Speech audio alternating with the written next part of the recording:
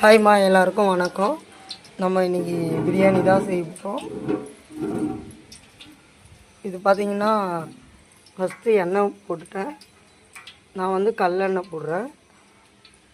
கல்லெண்ணெய் எவ்வளோ போட்டிருக்கேன்னா 1 கிலோ பிரியாணிக்கு தகுந்த மாதிரி 200 ml போட்டிருக்கேன். இதுவரை பட்டை, கிராம்பு, ஏலக்காய் போட்டிருக்கேன். ஏன் இது மட்டும் போட்டிருக்கேன்னா, நான் வந்து பிரியாணி மசாலா பொடி பண்ணி வச்சுருக்கேன். அதனால் இதில் கம்மியாக போடுறேன். இது மட்டும் போடுறேன்.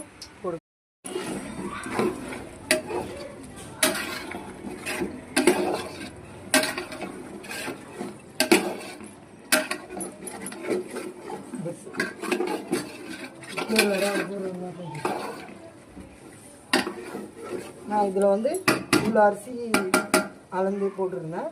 இப்போ வந்து நான் இவ்வளோ தண்ணி போட்டுக்கலாம். இன்னும் கூட ஒரு டம்ளர் தண்ணி போட்டுக்கலாம்.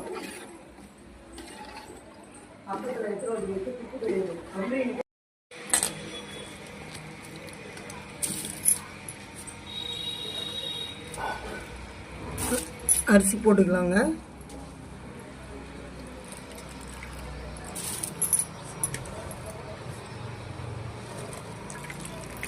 இந்த அரிசி வந்து 75 ரூபா தாங்க, அதிகமாகலாம் இல்லை.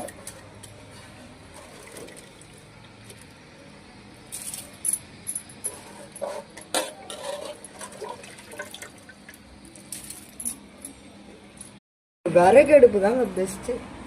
விறகு அடுப்புக்கு மிஞ்சினது எதுவுமே கிடையாது. எது ஒரு சமையலாக இருந்தாலும், எதோ ஒன்று செஞ்சு சாப்பிட்டாலும் விறகு அடுப்பு தாங்க. விறகு அடுப்புக்கு நிகர் எதுவுமே இல்லை.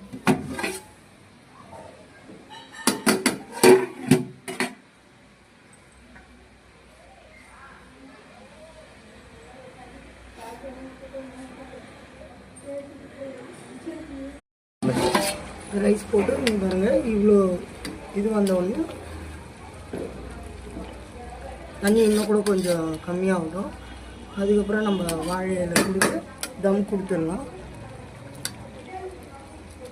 நீங்கள் ஸ்டார்டிங்லேயே ஒரே ஒரு தப்பு மட்டும் பண்ணிடாதீங்க. ஸ்டார்டிங்லேயே வந்து ரொம்ப லோவாக கம்மி பண்ணிட்டீங்கன்னா அப்படியே ரைஸ் வந்து குழஞ்சிடும். கரெக்டாக கூட தண்ணி நீங்கள் வச்சுருந்தாலும் கூட அரிசி வந்து நல்லா குழைய வாய்ப்பு இருக்குது. அதனால் தண்ணி கம்மியாகாத முன்னே மூஞ்சிலாம் எடுத்துக்காத. மூஞ்சி எடுக்கல. ஏமா பேசி செம்மையாக இருந்துச்சு.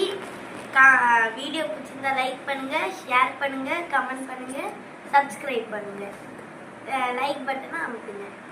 தேங்க்ஸ்.